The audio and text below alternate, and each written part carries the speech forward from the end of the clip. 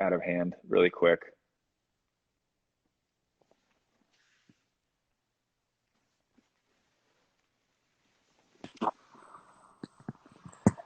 What's up, baby? Oh, dude! What up, dude? Oh, dude!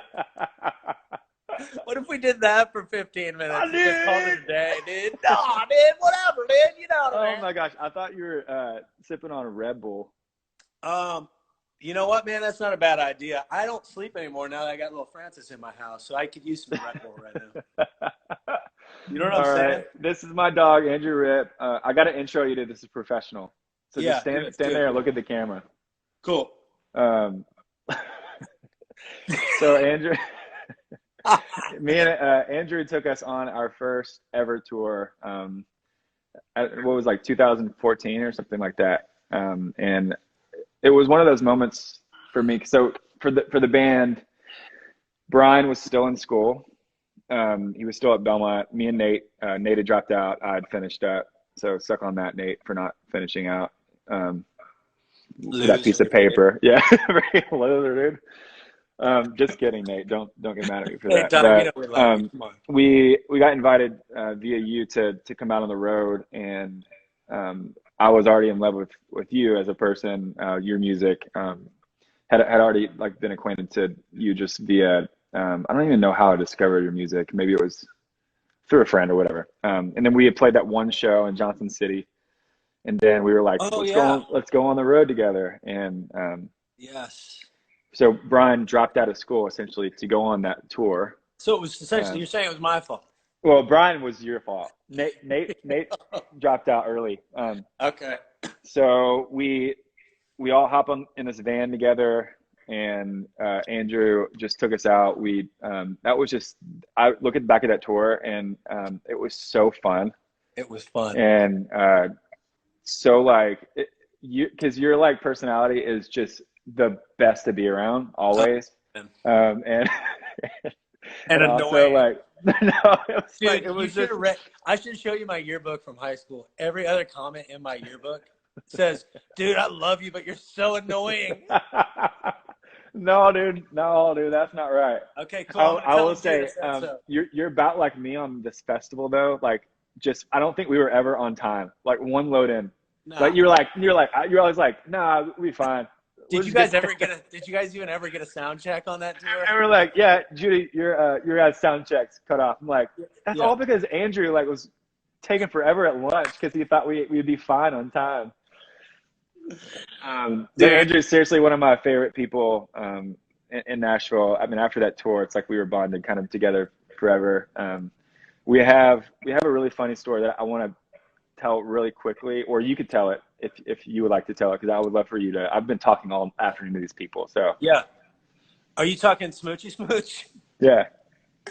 You guys, this is not a joke. We were on stage in, I believe it was Indy. Indianapolis, yeah.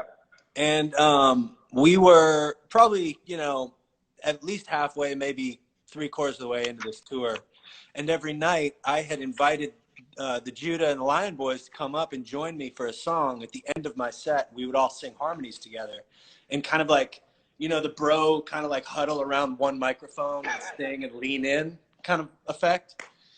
And it was really great. And we did it every night. And it was always a really sweet moment. And I think the crowd really always enjoyed it. And I don't know, maybe 2-3 shows in, there was a moment when I would hold a note or something, and Judah would just lean in and give me a smooch right here on the cheek while I was singing this note. So in Indianapolis, I decided maybe it was my turn to give him a smooch. Unfortunately, we turned at the same exact time and lip lock on stage in front of all these people. And we both dude, did we finish the song? I don't even remember. You finished the song. I ran off the stage. It was just like, it's not even like me and he would probably kiss each other now and be like, fine, like whatever. Yeah, it's like whatever. Not that it's like a normal like routine, but yeah, it was just so jarring because I think we didn't know which one was going in for the kiss, so we both just went in, and yeah. I got the picture. Oh, dude, yes. Oh, So look at this. someone got locked in and got just me. And like, honestly, we look like we sold this kiss, dude. Bro, like it was like locked in like a puzzle piece. And like Brian is like confused. Ransom's like, all right, this is part of the show now. This is part of the show now. I think Brian's more like, man, can I get in on some of that action? Well, Dude. so I love you. I love your heart, your music, your voice, everything about you. It's just amazing. I wanted to talk a little bit about just because we might have some people that are from out of town, maybe from people that are in town in Nashville, but I know, obviously this has been such a heavy season for the world the last month being in quarantine. It's just a season none of us really saw coming, or maybe some people did. I definitely didn't. And then before that for us in Nashville, I mean, especially you that was so close to it, to have just the horribleness of the tornadoes coming through like a week before all of this. Yeah. One, I just wanted to kind of give you the room to kind of talk just like what your situation was like, and we can kind of vamp on. I mean, you guys know how it is when you get a, word that there's a storm coming in. It's like you don't really think anything of it. So we went to bed that night, and we live in East Nashville, which is kind of one of the places that really got rocked by the tornado. And went to bed that night, and luckily my little girl, I have a 1.5-year-old baby girl named Frances, and she was upstairs sleeping but started coughing around like 12:30. So my wife Carly woke up and heard her coughing, so she ran upstairs, make sure the baby was okay, and kind of saw lightning happening. So looked at her phone. There's a guy that runs a Twitter feed all about the weather and is really kind of on point with what's happening in Nashville. And honestly, like, I don't know what would have happened if we hadn't looked at that, because within 3 minutes we were downstairs in the basement and the tornado went directly over the top of our house. Like, our street was totally destroyed. So we didn't really know what happened in the moment. Ears started popping. You'd hear a sound. I don't know if it was like the train sound. Everybody says it sounds like a train, but it just eerie and weird. And then when I came upstairs, like, glass blown into the house. I couldn't get out the front door because there was telephone poles and trees on the house. The house across the street, it was like the roof was gone. Like, it was insane. But the thing, dude, I don't know if I shared this with you, but when I went we got Frances out of her crib, and I like picked her up really sweet and like soft, because I was like, I'm not going to wake her up. This isn't going to be a big deal. Got downstairs, put her on my wife, and went upstairs after the tornado had come over, and she slept through the whole thing. Oh my gosh. Slept on my chest during a tornado right on top of our house. I mean, That's crazy. If that doesn't preach in the midst of I don't know what will. Yeah. Dang. I mean, we have an opportunity to, regardless of what you believe, it's like we can freak out if we want to, but it's not going to change the circumstance. So yeah. I think there's just another level for me and my wife, having lived through something like that, of trust, really leaning into just this unknown space of like, wow, there's a lot of freedom in just kind of letting go. Yeah. Of all of this stuff. I know we need to understand what's going on and we need to listen to the news, but it's like, man, at some point you just kind of got to go. I'm not in control of this thing, and I'm going to choose to just trust that maybe God is. You know what I mean? Yeah, it's like the art of like, because that's what I was talking to. I think I was talking to Matt about it earlier. Just like my personality, I tend to be a little bit more of a control freak. Like not maybe in an aggressive way, but just I like things are in control. Yeah. And that night for us, we live like 0.8 miles from you or whatever. Yeah. So we had got the silence of it all, but like it was wild here because us in a similar situation, we were following like Nashville severe weather. Yeah, and that guy. I had kind of gotten up, and the sirens are going off, and I'm being from Tennessee, it's like you kind of take those seriously or not. You're like, it'll be fine. And then to wake up and then to come over to your place and to see Holly Street just look like, I mean, the freaking apocalypse. I mean, I don't even, Yeah, there's no way. I even got dizzy like dude. walking down that street because I was, it was just one, we've had rights there. You know, I'm obviously don't live there like you, so I can't Yeah, imagine what it was like. But we walked down to the Shelby range, chucked one yeah, off that yeah. pole there, and then gone back to the Amazing. riding. And it's Hmm. just like it's all gone. Yeah. And Drew Long, the guy that like it's produces like all of our stuff. His house is on the end of that street. Dude. They had a crazy story as well. Just like it's just wild, and but to feel out of control, Yeah, like a storm or something like this pandemic is just it's terrifying. it's terrifying. His house is gone, right? His house is completely gone. Yeah, Straight up. they were up. So he was actually watching a movie or something at a friend's house, or maybe his girlfriend's house or something, and um, I guess one of his roommates got a call from their mom. Mm, They were up like playing Mario Kart, like the of real course. bros, Yeah.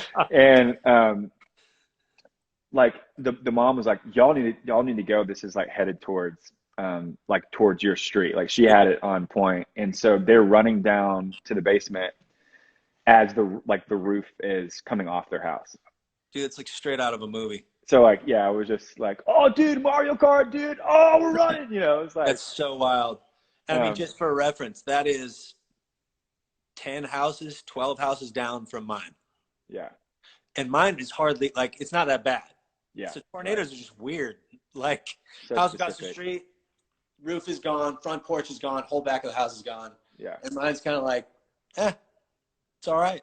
yeah, A couple broken window panes, but dude, I wanted to say really quick while we're on this, what a gift it was to have friends show up. You guys, Judah and Brian showed up literally like the next day, and Lindsay was there picking trash out of my yard and shingles and cutting trees down and the whole thing. It was just, man, there's just nothing like when your family, I see it as family. You guys just showed up and loved on us, and it was such a beautiful thing. So thanks, man. Thanks for doing dude, that. yeah. I mean, of course, you didn't need to say that, but yeah, it was like wild going over there and seeing like you know, it's just like both of our personalities, I know, just kind of turn everything to the positive, like whatever. Yeah, But it was just like it was beautiful seeing as as weird as it is to say, people that shouldn't be operating chainsaws like going at it yeah. with a chainsaw, Oh yeah.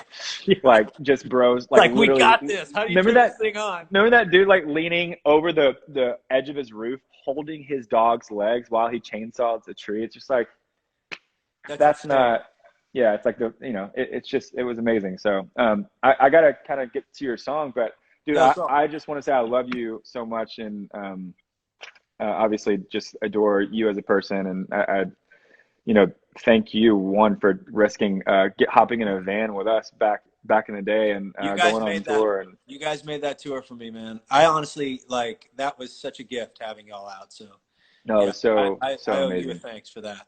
No, you'll be a friend forever, and for those of you on the Judah here watching, please go hop on the Andrew Rip beautiful train that he's on. I'm gonna turn it so I'm not just staring at you the whole time. Dude, stare. Oh, Dude, yeah. no, dude. Hey, can I set this song up a little bit? Because it's a very new song Yeah, and set it's it up, based on a dude. specific thing. No, take your time. Okay, it's we all know that Brooklyn and New York and kind of, the Northeast has been really hit hard with Corona, and that's kind of like been ground zero in the States for what's been going on. Well, my sister-in-law lives up there in Brooklyn specifically, and luckily they own a rental house up in Woodstock, New York. So it's like upstate. So they've been staying at the rental house while this is all going on. And my sister-in-law posted one morning really early, kind of like right when quarantine got real. She posted this.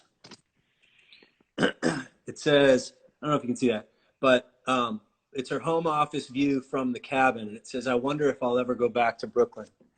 And as soon as I saw that, I knew it was a song. So this puppy came flying out. My good friend Ethan, a lot of times when I get an idea that I know is like pop and good, I send it to my buddy Ethan because he's a ninja. So shout out Ethan to Hulse. Ethan Hulse, my brother.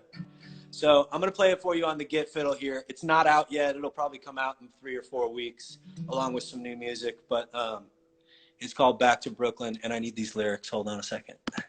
That's cheating, bro. What'd you say? That's cheating, dude. Oh, I don't have them, dude. Oh, dude, that's cheating, dude. Oh, okay, dude, shut up. I'm about to play a song, dude. And it's serious. We got to get out of this, like, goofy All right, my bad, stuff. my bad. Here we go. Dude, so anyways. All right, here we go. Serious.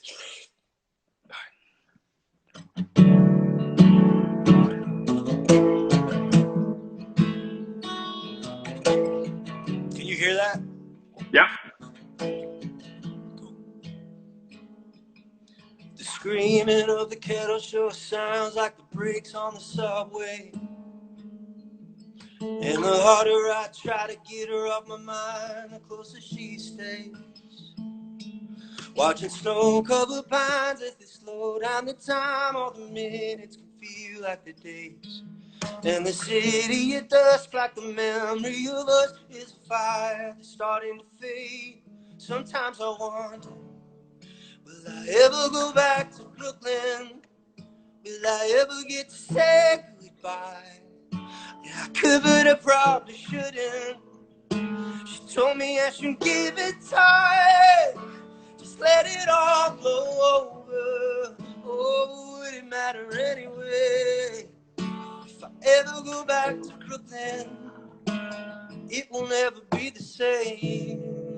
Ooh, won't ever be the same.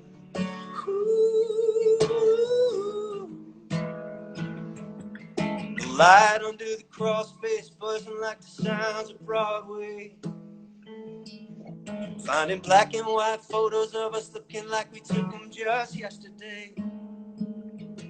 In the cracks of the board, see the sun coming forth with a promise it will be okay. But it's hard to believe waking up from a dream to a future drifting away. Sometimes I wonder, will I ever go back to Brooklyn? Will I ever get to say goodbye? Yeah, I could, but I probably shouldn't. She told me I should give it time and let it all blow over. Oh, would it matter anyway? If I ever go back to Brooklyn, it won't ever be the same. Ooh, it won't ever be the same. Ooh, there's so many bridges on this map, but no road that leads to what we had. So tell me now, will I ever go back to Brooklyn? Will I ever get to say goodbye? Goodbye. She told me I should give it time and let it all blow over. Oh, but would it matter anyway? If I ever go back to Brooklyn, it won't ever be the same. Ooh, won't ever be the same. Ooh.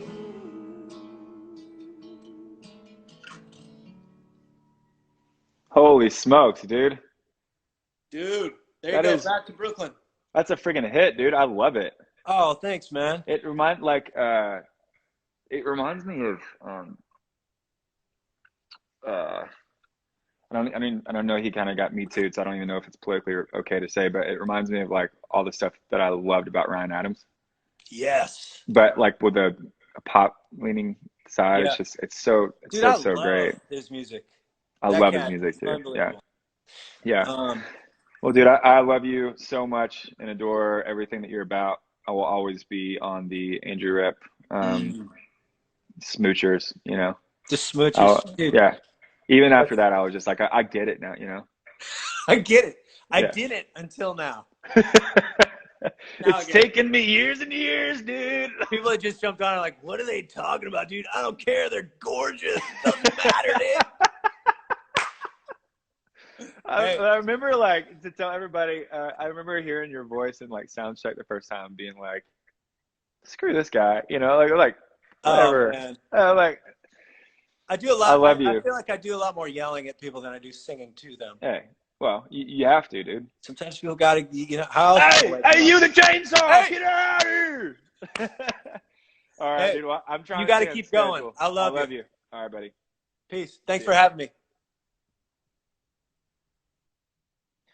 I knew this was going to be a thing where, because even like my management folks that want me to stay on track, I knew this was going to be bad. So apologies to Dusty and JJ and John for being patient.